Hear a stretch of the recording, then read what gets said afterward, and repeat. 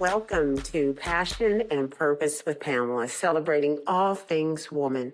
I'm Dr. Pamela Hardy-Shepherd, here to ignite inspiration through conversations that spotlight women's power and their journeys. Let's share our light, our stories, and create a space of celebration for every woman. Here's to embracing our womanhood together.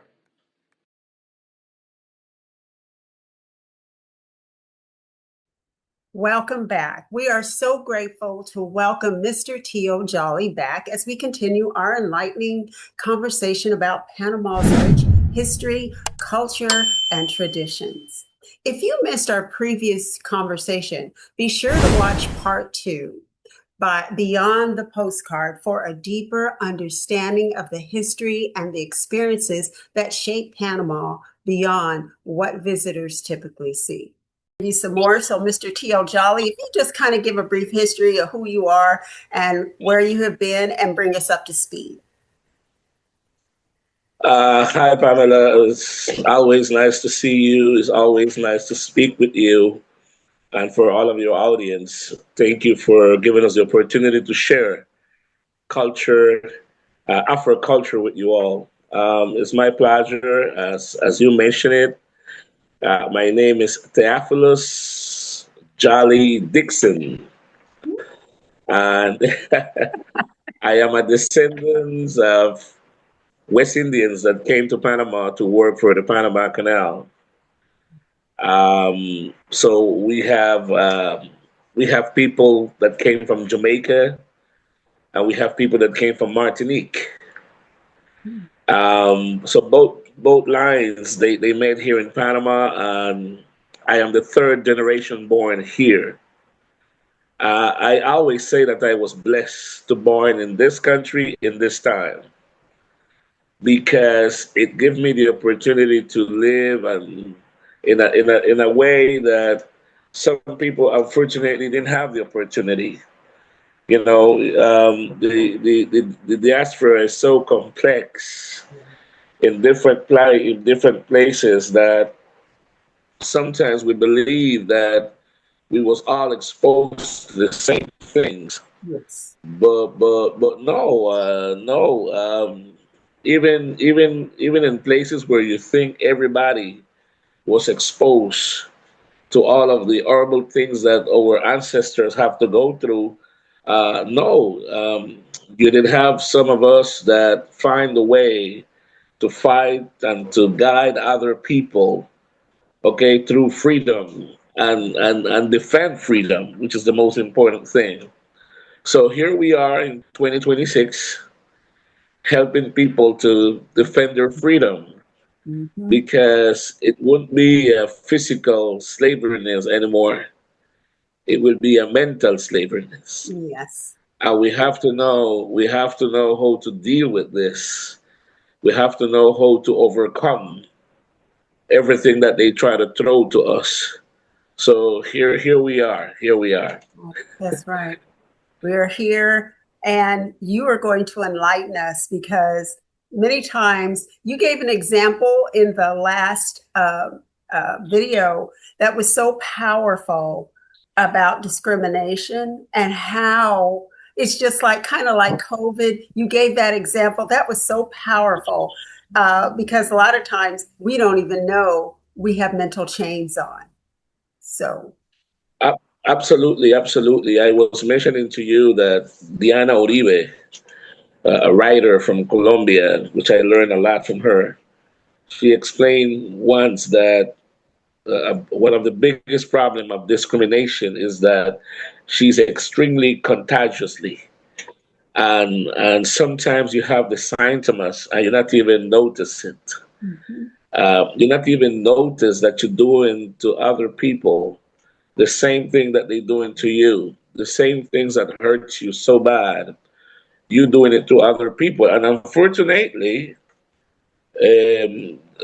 just as though the sickness is, she don't discriminate colors. So you doing this to people of your own community sometimes, and then we say that this is what we have learned from the way how they used to treat us, that they put us and fight against each other's, right? But it's just part of the same sickness.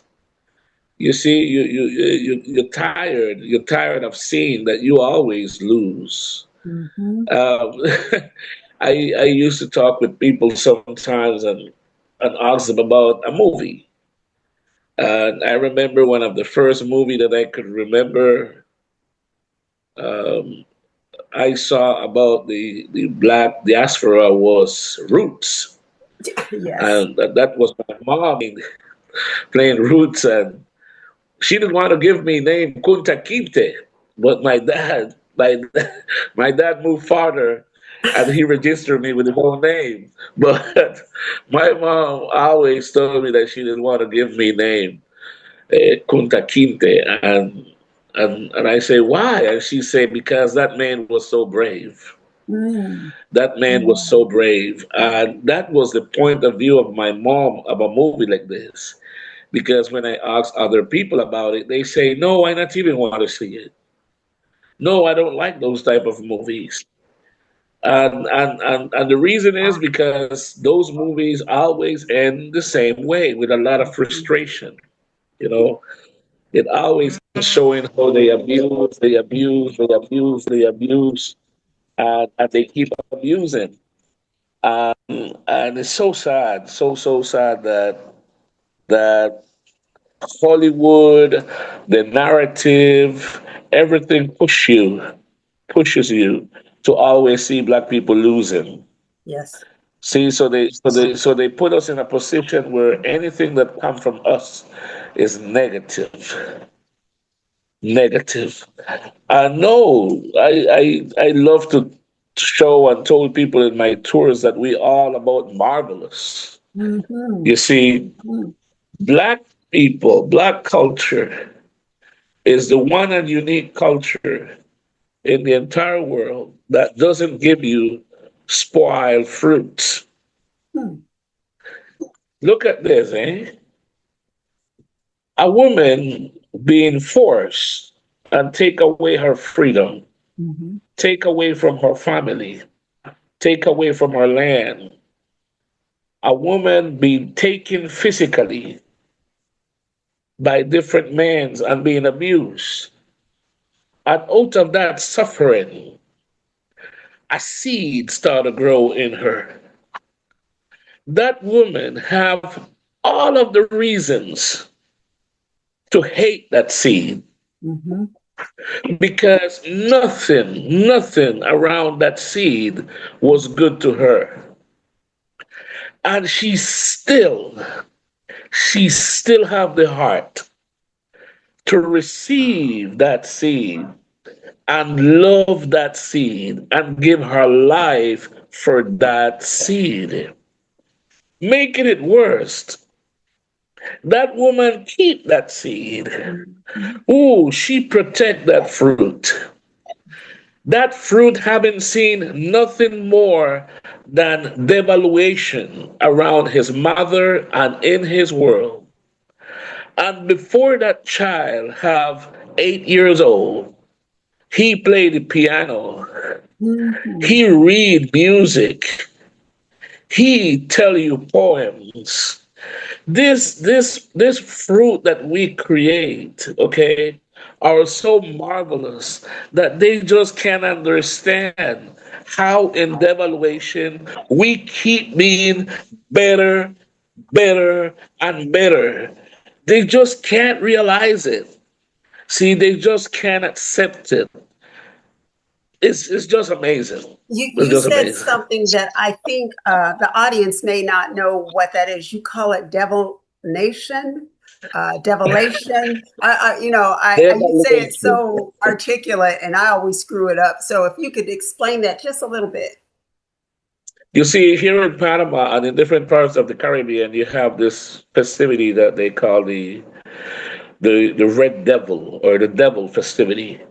And the people, as soon as they hear that name, the devil, they go to their spiritual part and they get in a their mind set in a condition already to resist anything that you will say. When you say a devil festivity, the first thing you believe that we worship in the devil, because that's what you hear in a church. Mm-hmm. But no, for us, the festivity of the devil is during the diaspora in Panama, during the affair of Portobello. Free black people will play music, and with music, we protect our history. We pass messages. We express our emotions. So during the affairs of Portobello, we make fun of the master, of Mm-hmm. the white man. So for us, during this festivity, we will dress like devils that represent the white man, because the festivity is a battle between the good and the bad. And for us, according to the explanation that the father priests give to us, when the master drink alcohol, the devil is in him. Mm-hmm. Now, for us, who or what is the devil? The devil is nothing more than the meaning, the right meaning of of the word devil. The devil comes from the devaluator, the one who devaluate you, the one Uh-huh. who devaluate you and take away your language, take away your family, take away your seed, take away your freedom, the one who put you below Mm-hmm. animals, the one who devaluate another person. He is the devil. Got So the devil is not the person, but his it. actions. Mm-hmm. So, being that the master devaluated me, I see him like the devil. Mm-hmm. See? So I dress with masks, that horrible masks that represent the evil, that represent the devil. So when you see the dress, the entire dress, it goes around things that identify the master during the diaspora. Normally, we decorate the mask with strings, yellow strings that represent the blonde hair that some of the master have. We take the feathers of the chickens, especially the yellow chickens, and we Mm-hmm. put it on our feet and our hand that represent the beards that running from the master hands. We use bells and we put them on the feet, and when you step, that sound represent the keys that have Ah, us in captivity. Then the devil always come with a whip, showing you how the master used to walk in between the plantation with the whip, ready to punish us, ready to try to submit us. So we make festivals where the master drink alcohol. And when he drink alcohol, the first thing the master want is have sex with mhm, our young one. mhm. So when you look at the show and the dancing, is a recreation, okay, of the master coming around our people when we are celebrating, when we are happy, Ah, playing his friend. But once he have alcohol in him, he show his real face of the mhm. devil, of the devil way. Then he wants sex with our younger one. So all of the people start to protect the younger women and push the devil away, and the devil take the whip and whip us. All of this is part of a dance that Wow. everybody participate in the town. Then the women's, the leaders of the Congos, the women's will capture the devil and take him to our medicine man, or in this case, the father priest, to pray over him Mhm. so we could repel the evilness from him and we Wow. make him be a good man again. Imagine this, eh? Even in the diaspora, even in suffering, even when I know that you are the devaluator, that you are trying to hurt me, that you're trying to kill me, Mhm. I still think that you could be saved. Good. And Yes. instead of ending the dance, killing you, getting real of you. No, we take you to the medicine man. We take you Mm. to the father priest, and he will pray over you and repel the evilness from you and make you be a good man. This is, look, anytime we have the opportunity to show this to the people, see, the people, tears came out from their eyes Mhm. because they seen our life. That's right. Then we explain to them that you have the red devil and you also have the ones that dress like black, in black. Because you also have black people Oh, acting like devaluators. Hello? You have, we have devaluators around us. You see, you will have people think that this, what you're doing, is a waste of time. mhm. And they will tell you, they will try to encourage you not to do this. And I They would will not pay try to them any encourage you. attention. Oh, girl, these are the devaluators on you. They will tell you, girl, enjoy your life. Go with your husband. What you wasting time doing? No, these are the devaluators because, yes, you also have black people that they're contagiously, okay, they're extremely contagious already by the discrimination, and they not even notice that they are devaluators of their own culture when they don't understand, when they close themselves for not seeing further into our culture and try to understand how your ancestors used to think before the captivity time come to us. So all of this, imagine, I know that you have this recreation in all of America Mhm. because it's a Catholic celebration. But this is how black people in different regions in America understand and recreate, see, the festivity of the devil. Mhm. So in Mhm. Panama, February, if you go into your social media, YouTube, TikTok, Instagram, and you just spell devils of Cologne, Mm. devils of Portobello. Ooh, you will see the show. We give prize for the most elaborated mask. You will see more than 300 guys dressed with masks in Portobello for Hatch Wednesday, which is when we do the big baptism. You will see that in everywhere in Panama where you have the Afro culture, you will see what we call the game of the devil, when the guys dress and they go out to the street and they do their dancing and their performance. It's just beautiful, And beautiful. see, and That's what I mean when we say devaluator. thank you. I mean, because without that understanding, and you would see something like that, and because before when we first went into the museum and we were looking at the mask, and I was like, oh, these are ugly, ugly mask, right? But once you explain to us, it is clear and concise to understand. And most of us do not have an understanding. And if you don't get anything, get this, because it is, you cannot be in a society day in, day out, generation after generation, and not pick up, because Black people have always been a pluralistic society.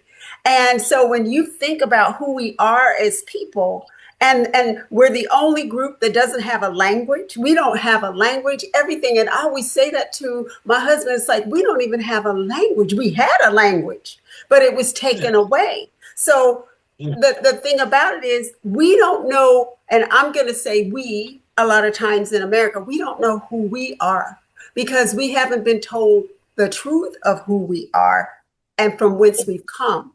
We only have what we get in grade school in the history book, and they're trying to wipe that away right now, the truth of who we are. So that is so very important, because I know there's a lot of Christian people that watch this and they'll say, oh, devil, no, you need to understand what is truly being said here. And it's very important. So thank you so much, Mr. Teo. It happens that you have people who have the opportunity to travel and to see a little bit more, but sometimes they see something that they feel is for real. You know, they go to certain area in America and they notice that in that particular area they still have more of the African language. See, you have the pronunciations, you have the sounds, you have the phonetic, and it's amazing that that happens. It's amazing, but you have to put yourself in context. Mm. Those places where you see that, that doesn't mean that these people have protected that language for 300 years. Correct. No, that means that those people are descendants. They may be first generation of people that brought in slavery in this condition. Mm. You talking of people that arrived to America after 1850, Yes. that they was grandparents during the 20s and the 30s. And being grandparents, they raised you as a child for 10, 15 years. So you have the phonetic of your grandparents that was actual slaves. Mm-hmm. Mm-hmm. Hello? So when I told people, yes, people go to Cuba, people go to Puerto Rico, Dominican Republic, those places, Brazil, those places was the lost bastions or, or the lost, wow, fortress of slavery in America. Still, beginning of the 1900s, those places still have black people with chains.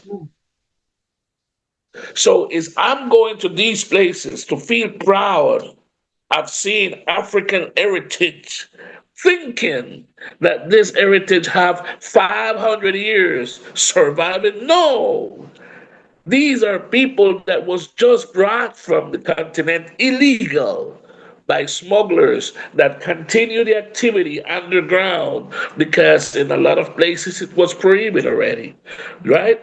To bring slave, you have to stay with the ones you have. But these guys continue bringing people from Africa. So those people that come from Africa is the ones that keep having today. They could tell you they have part of their religion, they have part of their traditions. Why is this? Because when you study the history of America in the 1500s and 1600s, the Catholic Church have one and only mission. Mm-hmm. Anybody that is not Catholic in America should be killed. Simple and period. Anyone that say that they're not believing Christ, Jesus Christ, or Savior, should be killed. Simple of that. And we know that those type of uh, schools, church techniques will be applied until just now, the 1900s. If you don't believe in Jesus, you will be killed.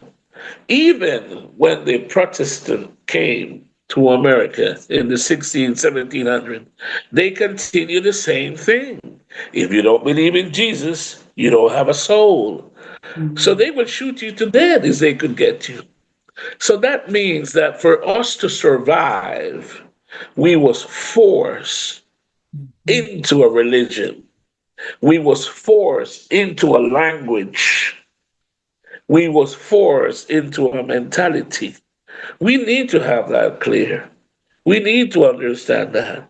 Not because I go to this place and nobody there speak Africans, they're not African, they're not from Africa. No, that have nothing to do. That have nothing to do.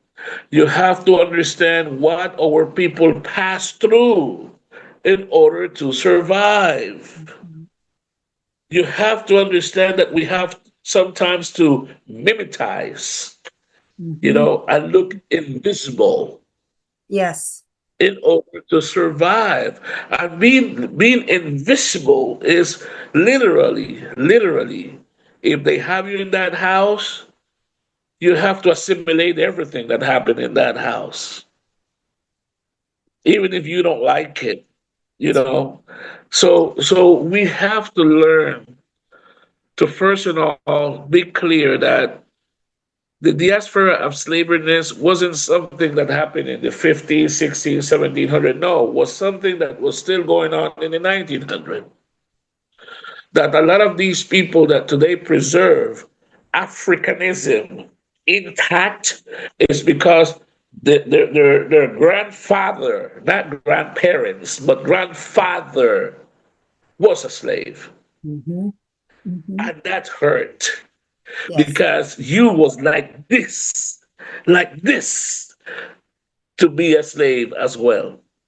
See, so we have to be together in this one, as we all are one team.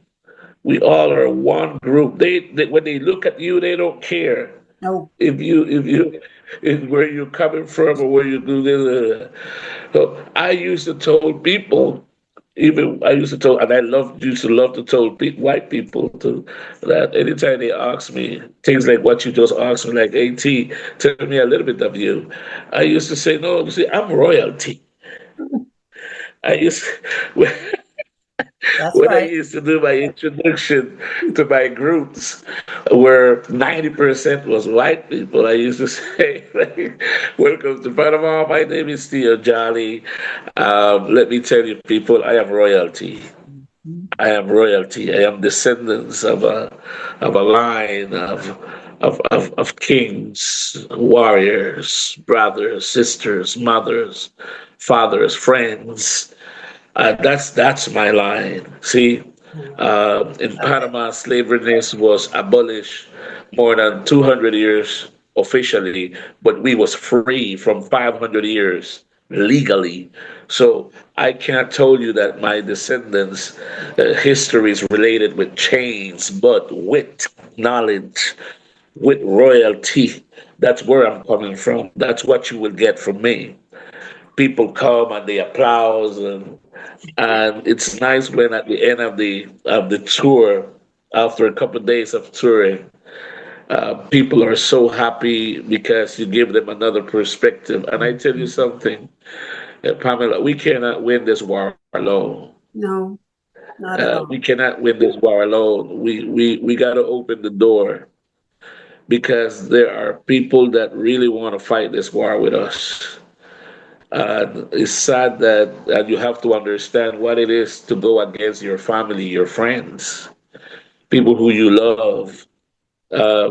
Sometimes, more than trying to empathize, I'm just trying to think like what it is for me to accept that my father, the one who I respect, okay, the one who I love, in my house, being a beautiful man, a beautiful father, when he walked through that door, he's a murderer. He's a Hmm. raper. Those things is very hard to assimilate, That's right. you know. And more than accepting it, you try not even to talk about it, and you try to ignore it, but you just can't accept that grandpa, Hmm. the one who used to take me in his truck, the one who take me to fishing, the one who I never hear him curse a bad word was Cuckoo's Clan in his younger days. You just can't accept that in your mind, because you can't believe that person who showed you so much love was showing so much hate outside. Yes, So is a messed up thing for a lot of people. it is. But even through that, they still want to stand up beside of you and say, "I'm beside you."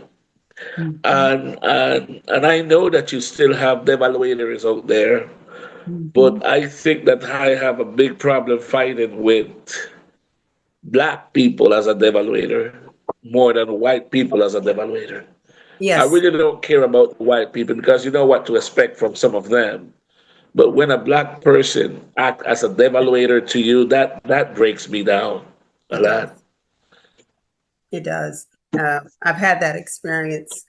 Um, oh, I won't even say the name, but all my staff were all my staff were African American, and I might have had maybe one or two Latino people, um, but it was the staff that I had that went and said, "I'm afraid of Pamela," so there always had to be somebody else in the room, and it was because I had an expectation just because your name is black, has black in it, doesn't mean you're going to get less than. And if you think you're going to come to work in stilettos and dress like you're going to the club, you got another thing coming. You're going to represent our people in a way and a manner that is fit with dignity and respect. And so my people had to go into the community. It was a community where there was a lot of gang activity, and it was I had to also be responsible for your safety. And if you had to run, you're going to run in stilettos? I don't think so. So they would say, Pamela, she's mean, and you went over here and told on me. I'm trying to help you get education. I put it in my budget. If you want to go to school, you can go to school. And then later, all of the other groups complained because they couldn't do that for their people. So I had to stop. So that's just a tinge of what I have experienced. And when I was going to school, it was lift as you climb. And I never forgot that. And we also had, we had the regular graduation, but we had a black baccalaureate, and it was held in a church every year. And all the students from all over the county came to this black baccalaureate because we know how hard it was to go through that process to get it done. It wasn't easy. It wasn't given. We're not throwing beach balls up in the sky at the graduation and doing all that.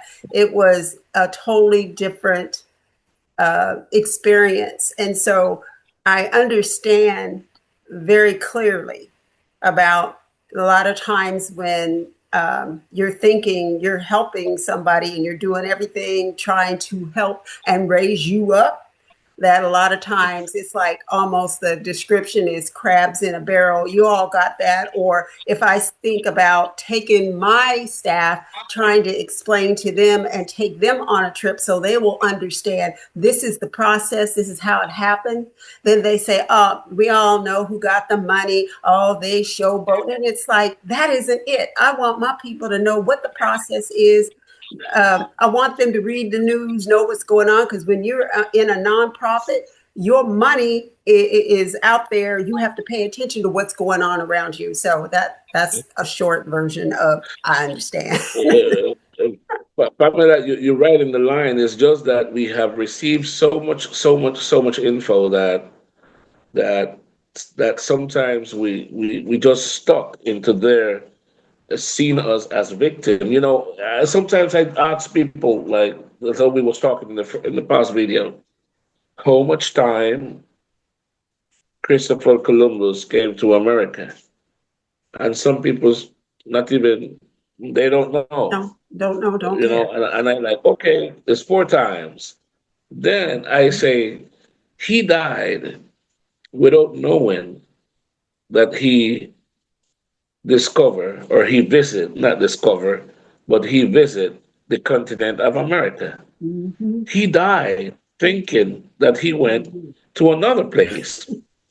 And some people laugh, Mm-hmm. like saying how stupid he was. No, And I told the people, no, but it's not about that. no. It's not about how stupid he was. It's about that what he left for you to know, Mm-hmm. that he came to a continent that he didn't know was America because he only saw black people here. So what that means for you, That's right. that we was here. He is giving you the right.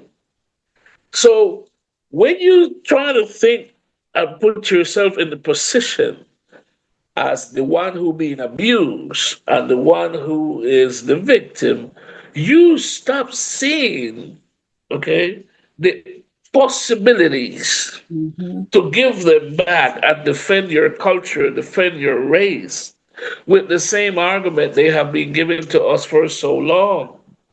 See, I told people, try not to always feel victim because that make you weak. Does. Your ancestors wasn't weak. No, They not at was mentally and physically strong. That's why you are here. You are the best version of your ancestors. There is nothing in your ancestor DNA that make them weak. not at all. The reason why we overcome so much is Mhm. because we are so strong, mental and physically strong, that you are the best part of the world today. So don't devaluate yourself.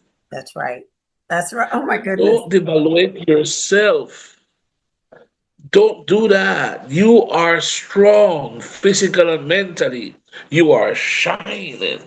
Everybody is looking at you, no matter where you travel. Maybe when you go, when you are in the US surrounded by so much African American people, that have been going through the same diaspora, maybe you don't notice it until when you leave the Until US. you leave. And Yes. when you leave the US, you notice that when you walk, you shine. Mm-hmm. Mm-hmm. You irradiate so much things that people are looking at you because you're coming from the country where all of us want to go. For some reason, we want to go there to try to make money, to try to change our life. You coming from that country, you have survived so much thing in that country. History have shown us how cruel they was with your group in the US. And I seen you walking like royalty. You got to be royalty. You're not devaluate. You're not devaluate. That's That's powerful. why I told people in Panama we have street talk. Mm-hmm. In the street, people talk their way in the street, and we got street talk. But I can't bring that street talk to my mom. Oh no. Oh no, my mom is a teacher. She's principal of a school. I could never, I could never bring that street talk to my grandma, which she was a 7 Days Adventist member from before she born. She said I could never use that street talk with my sisters, which are three of them, and the three of them is professors. Mhm. Um, so worse, I cannot use that street talk with my wife, with my wife. And when I having a conversation with somebody, I need to show the royalty that I am when I speak and when I express. And that, Pamela, helped me when you're doing a tour with me and we walking in the street. Mhm. I surprised to see how much people shows up to me and showed me out. And you may believe it's a show. I swear to God, people will stop you in front of me and tell you you are in the best hands because they have seen me working. They have seen me doing this job for so long, and they stand up and listen what I'm saying. Panamanians, stand up and listen what I'm saying, and they say you're telling the people the truth. That's We right. love that. I feel so full. I feel so full that I don't need nothing else when I do that. And I was so proud that I could walk the street with my wife many times, and people see me and she have the opportunity to see that. And I noticed she hold on hard to my hand, and I say, girl, you're squeezing me. What happened? You can't walk. She said, I'm excited. I said, what? I I love say, you it. excited? She say, anytime I come out with you, somebody have to come to you and tell you something about your job. I say, oh, girlie, you It's making me true. excited now when you say that. So that's how you need to shine in life. People need to know that this woman always is trying to push us further and always is trying to help us to go further into the diaspora. She's trying to take me out from that mental slaveriness that they have pushed Mhm. me in for so long. And she's trying to show us the light, you know. And even when you think they bored of you talking the same thing, you don't care. I don't. There is always somebody who need it so bad. Exactly. Exactly.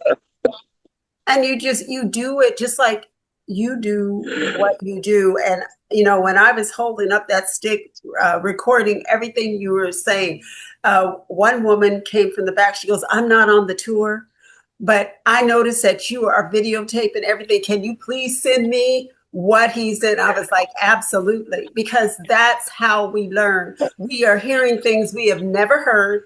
And I was so enthralled because I'm like, oh my goodness. I was just like taken aback because there are so many things that we do not know. If we did not travel there, you would still have what you know. You've got to get outside of where you live, out of the United States, to hear a different story, because there Yeah. are many different stories. And if you've heard the same story, you figure that's how we are and that's all there is. And it is not. And look how all of these things that we have been talking drop down into Panama Black history. Between the 16 to finish between the 16 and the 1700, Black people in Panama was known as the group that controlled the jungle. If you want to take anything in or out Panama, you have to do it with the allowance of the Black people that lives like maroons in the jungle.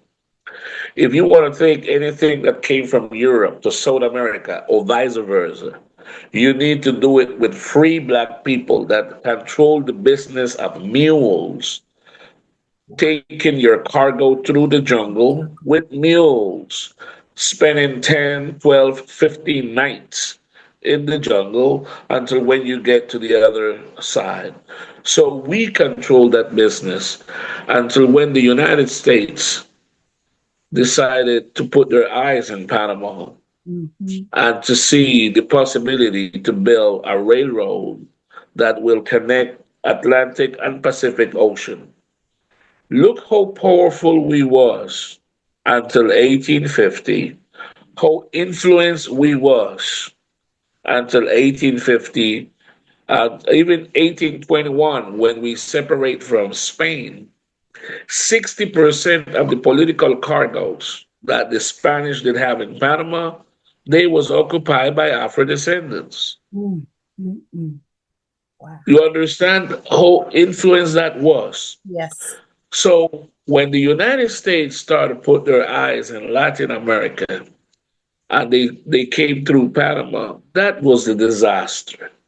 Mm. It was a disaster because now in 1855, you have the railroad finish.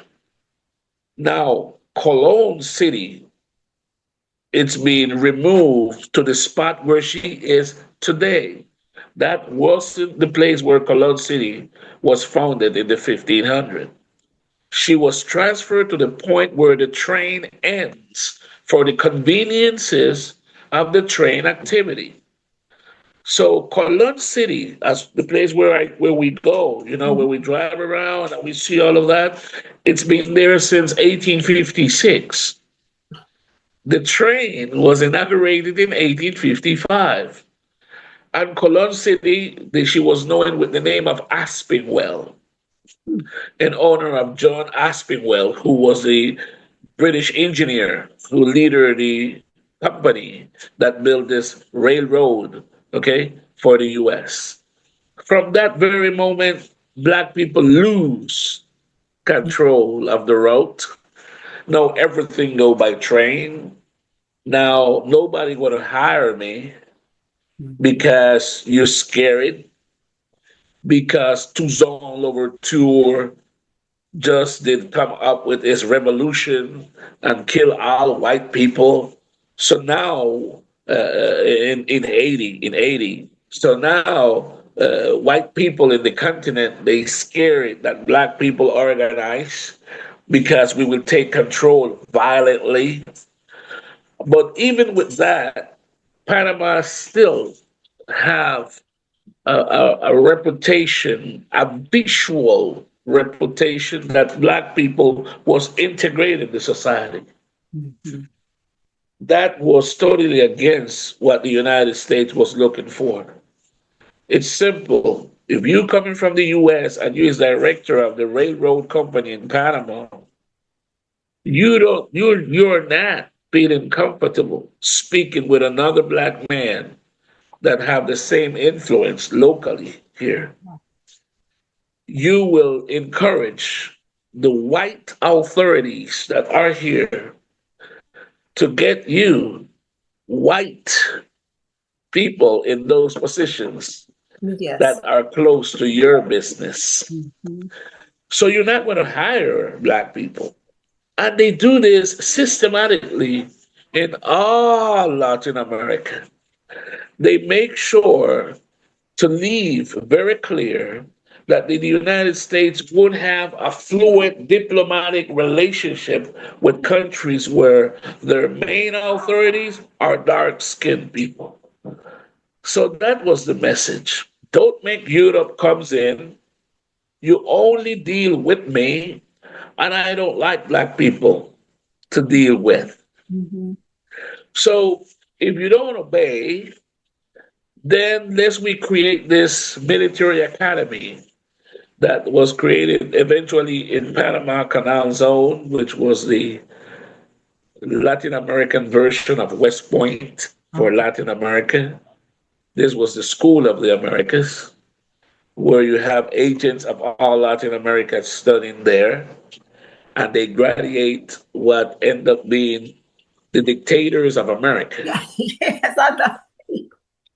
At the end, you could go to any country in Latin America, from Chile, Argentina, Bolivia, Paraguay, Brazil, Ecuador, is they have a military government. That guy studied in Panama in the School of the Americas. So either one way or other, the influence that the United States have in the politics, the society of Latin America was huge, Mm-hmm. because then you have the companies come, the United Fruit Company, the Gulf with the oil companies. They come and they start to establish themselves here, and they want everything for free.